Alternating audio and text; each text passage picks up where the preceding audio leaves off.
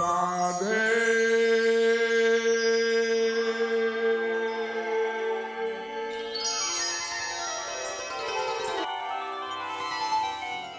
समस्त वेदों, शास्त्रों, पुराणों आदि के ज्ञान के अगाध समुद्र, इस युग के परमाचार्य, भक्ति योग रसावतार जगत गुरु श्री कृपालु जी महाराज ब्रज रस के मूर्तिमान स्वरूप हैं। आपने अपने प्रवचनों में वेदों, शास्त्रों के गूढ़तम सिद्धांतों एवं रहस्यों को प्रकट करने में अत्यंत सरल भाषा का प्रयोग किया है। आपकी रोचक एवं मनमोहक शैली भगवत अनुरागी जनों के हृदय में अमिट छाप छोड़ देती है। श्यामा श्याम के मधुरतम रस को अभिव्यक्त करने वाले जगत गुरु श्री कृपालु जी महाराज द्वारा लिखित हजारों पदों में भावुक जनों को युगल सरकार की लीलाओं की अनुभूति होती है। विश्व के जिज्ञासु एवं प्रेम रस पिपासु जन आपके स्नेहमय व्यक्तित्व से आकर्षित होकर आपके सत्संग से अपने जीवन को भगवनमय बनाते हैं। आप भी श्री आचार्य श्री के दिव्य सत्संग की मधुरिमा का पान करें।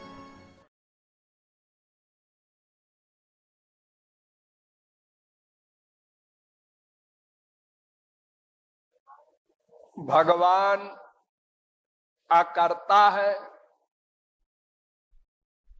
न्याय करता है, कृपा करता है। तीन उपाधि है भगवान की। अकर्ता, वेद कहता है अनंतश्चात्मा विश्वरूपो ह्यकर्ता त्रयम् यदा विन्दते ब्रह्म में तत्। भगवान अकर्ता है। और वेद कहता है सो कामयत बहुश्याम पोतप्यत स तपस्तप्त्वा सर्वमिदं असृजत यदिदं किंच तत्सृष्ट्वा तदेवानुप्राविशत् तदनुप्रविश्य सच्चत्यच्चा भवन निरुक्तम चा निरुक्तं च निलयनं चा निलयनं च विज्ञानं चा विज्ञानं च सत्यं चा नृतं च सत्यमभवत्। अर्थात भगवान करता है,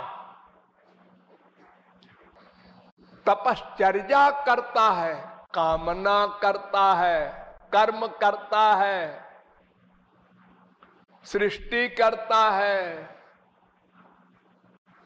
अनंत जीवों के कर्मों का हिसाब करता है और सबके कर्मों का फल देता है। बहुत काम करता है। विश्व में कोई पर्सनैलिटी ऐसी थी, न है, न होगी जो भगवान के बराबर कर्ता हो सके, कर्म कर सके। देखो, एक भगवान अनंत कोटि ब्रह्मांड में प्रत्येक ब्रह्मांड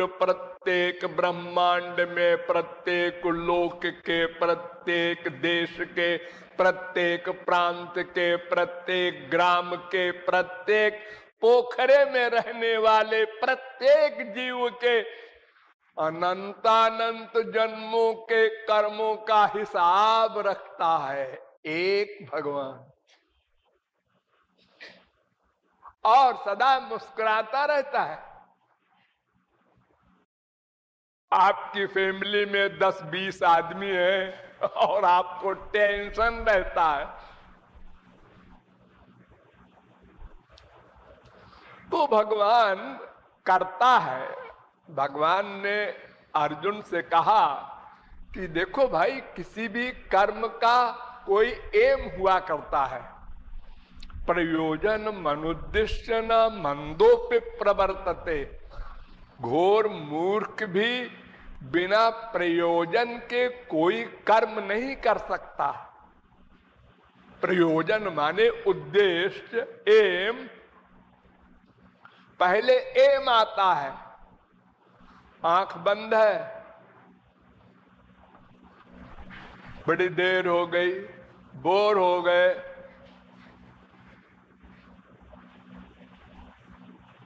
तो आंख खोलना चाहिए। क्यों खोलना चाहिए? बोर हो गए, बैठे बैठे थक गए, अब लेटना चाहिए। क्यों? हर जगह रीजन है, क्यों क्यों क्यों। बिना रीजन के हम कोई कार्य नहीं कर सकते। पहले रीजन फिर वर्क। तो भगवान कहते हैं मेरा तो कोई रीजन नहीं, सदा आनंदमय, सदा विज्ञानमय और सदा शाश्वत आयु युक्त सच्चित आनंद। ये तीन पर्सनैलिटी होती है भगवान की। सत माने सदा रहे, चित माने सर्वज्ञ हो, यह सर्वज्ञ सर्वविद्यस्य ज्ञानमयं तपः, वेद कहता है। और आनंद, हर अवस्था में सदा आनंदमय रहे। मथुरा में आए और रातों रात भागना पड़ा। गोकुल गए, वहां से फिर भागना पड़ा। नंदगांव गए, वहां से फिर भागना पड़ा। मथुरा गए, वहां से फिर भागना पड़ा। द्वारिका गए, वहां से फिर भागना पड़ा। गोलोक गए और द्वारिका में 16,108 ब्याह किया। एक एक स्त्री के 10-10 बच्चे, फिर उनके बच्चे, फिर उन बच्चों के बच्चे, करोड़ों का हो गया हिसाब किताब। और फिर सबको मरवा दिया। क्यों? आवारा हो गए थे। भगवान के लड़के आवारा। हम संसार में किसी लड़के को आवारा अगर देखते हैं तो कहते हैं बाप भी ऐसे रहा होगा।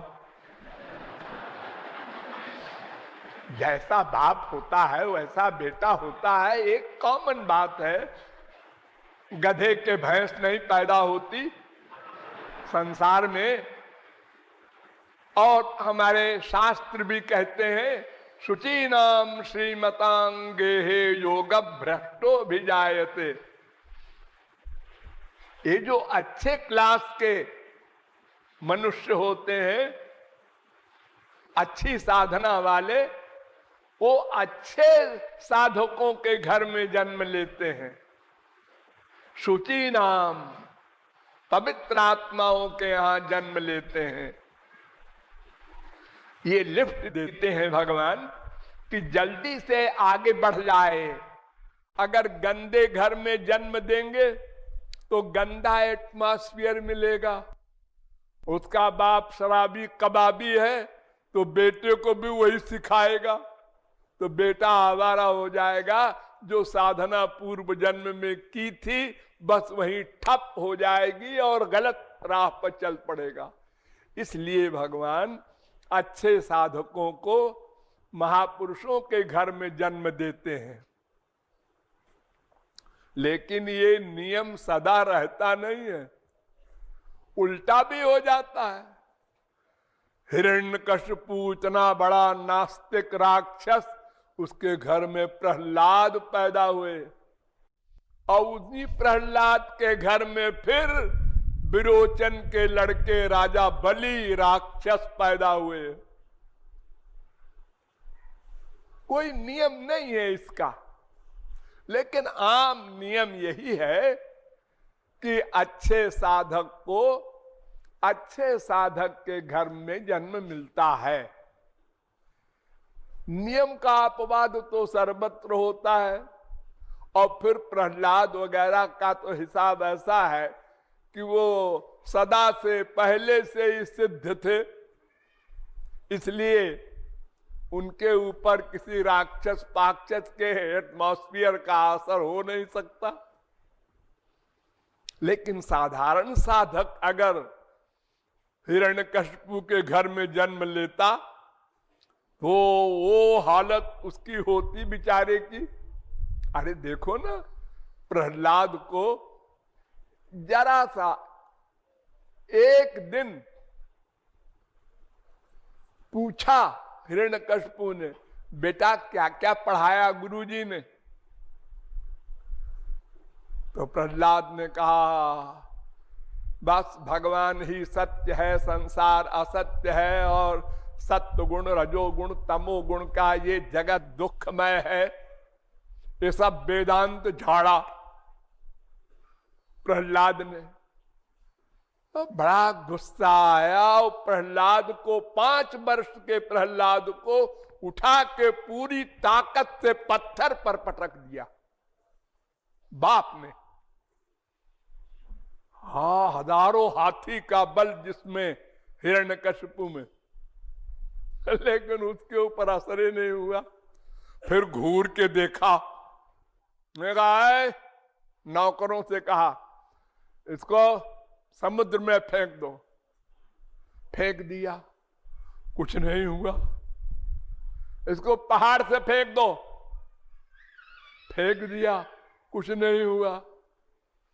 हजारों सांपों के बीच में फेंक दो, कुछ नहीं हुआ। जहर पिला दो, कुछ असर नहीं हुआ। आग में डाल दो। अरे इतना सारा जो कांड किया, इसमें से एक कांड भी कोई साधारण साधक को कर दे तो कहेगा राम राम, मैं कभी भगवान का नाम नहीं लूंगा, पिताजी आप ही की बात मानूंगा। कौन मरवाना चाहेगा अपने को? हा? लेकिन सिद्धों के ऊपर क्या असर होना है, उसके तो रक्षक भगवान होते हैं।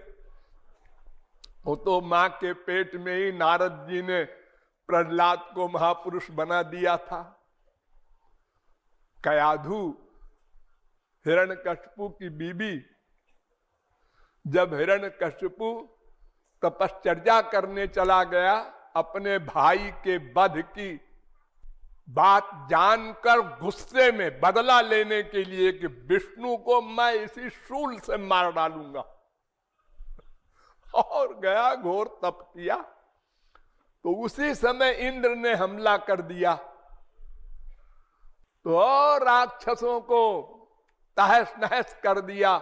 स्वर्ग के देवताओं ने सब भाग खड़े हुए, और कयाधु को पकड़ के इंद्र घसीट के ले जा रहा था स्वर्ग में कि इसके पेट में बच्चा है। वो पता नहीं कितना बड़ा भयानक इसी बाप की तरह होगा, इसलिए इसको अपने यहां जेल में रखेंगे। जब बच्चा होगा तो बच्चे को मार के तब मां को भेज देंगे मृत्युलोक में। तो इतने में नारद जी आ गए। उन्होंने कहा, अरे क्या कर रहे हो इंद्र महाराज? कहें इसके पेट में बच्चा है और वो हमारा दुश्मन होगा उसी प्रकार। अरे नहीं नहीं, इसके पेट में तो सिद्ध महापुरुष है। बुद्धू, तू नहीं जानता, तू उसको नहीं मार सकता, उसको कोई नहीं मार सकता। अच्छा महाराज, गलती हो गई, छोड़ दिया।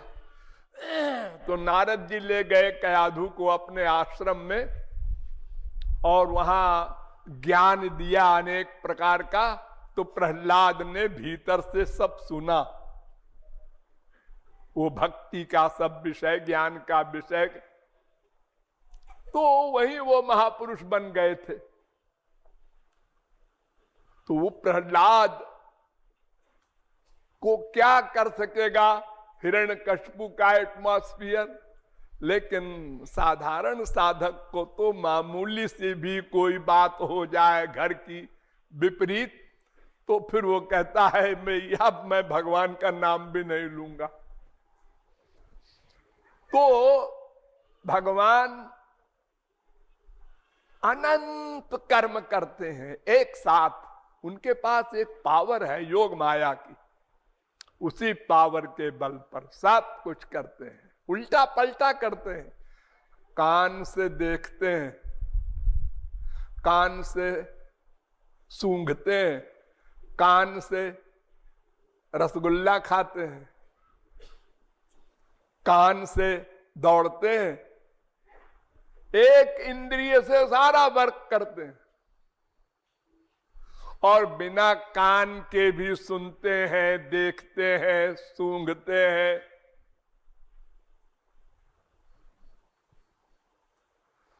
सपर जगा शुक्र मकाय मव्रण मशनाविरम।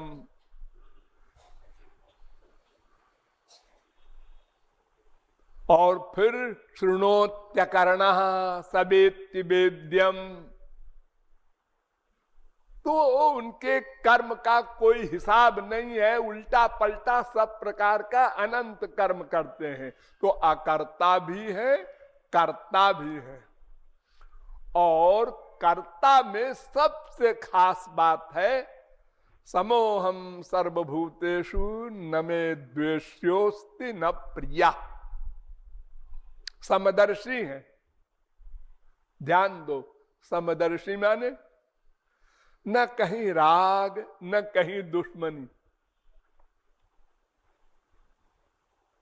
अगर कहीं राग होगा तो जज के जजमेंट में गड़बड़ी हो जाएगी, पक्षपात हो जाएगा। अगर द्वेष होगा तो भी जजमेंट में गड़बड़ी हो जाएगी। अगर दोनों न हो तो संसारी जज में अल्पज्ञता से गड़बड़ी हो सकती है, लेकिन पक्षपात से गलती नहीं हो सकती। तो भगवान सर्वज्ञ है, प्लस न कहीं राग है न कहीं द्वेष है, इसलिए वो न्याय करता है। न्याय, इंसाफ, मुंसिफ है।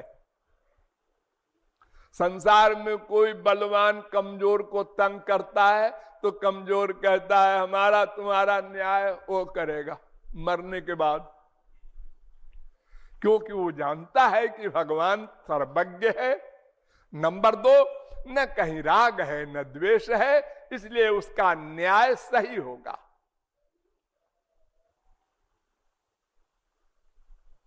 तो जितने भी जीव हैं सबके कर्मों को नोट करना और ठीक ठीक न्याय करके फल देना, ये कर्म भगवान का मेन है, सबसे प्रमुख।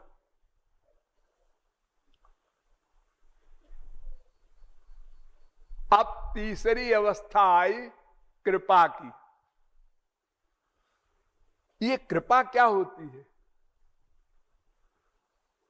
कृपा माने न्याय के विपरीत ना,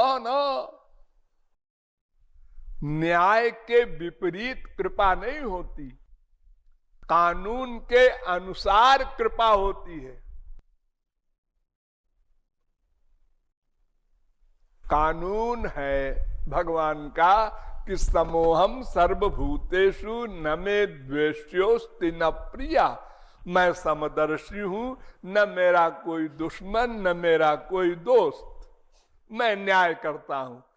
लेकिन ध्यान दो, हमारे संसारी गवर्नमेंट के कानून में भी सब सेक्शन होता है, तो सब सेक्शन है। लेकिन अगर कोई मेरी शरण में आता है तो मैं कृपा करता हूं।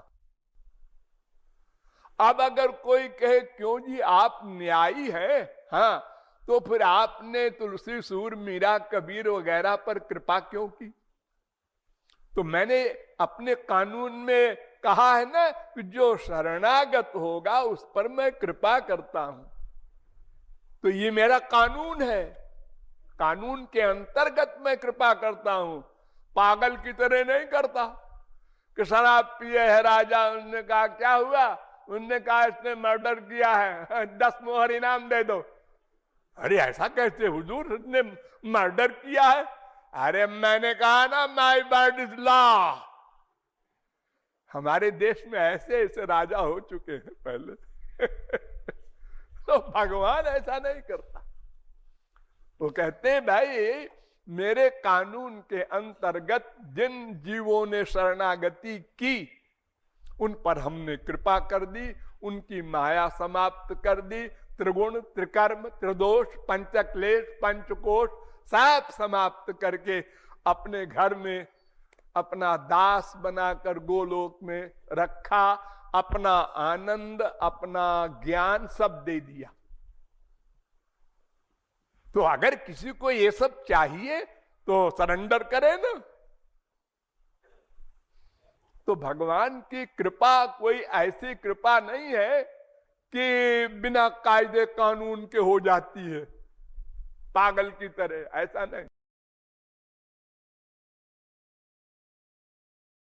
राधे राधे श्री राधे राधे राधे राधे राधे श्री राधे राधे राधे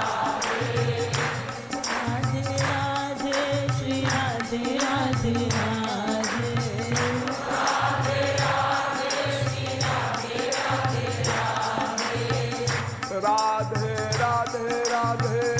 राधे राधे राधे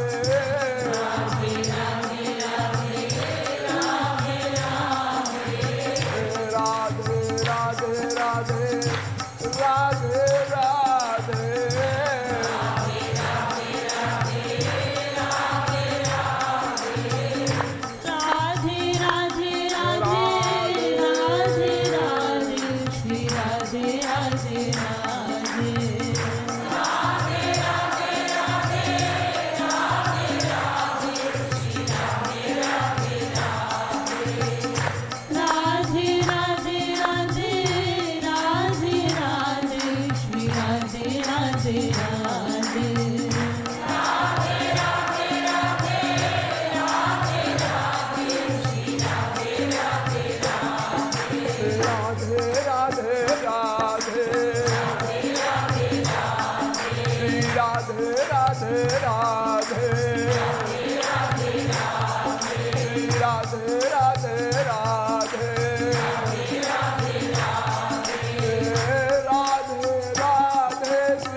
राधे राधे राधे राधे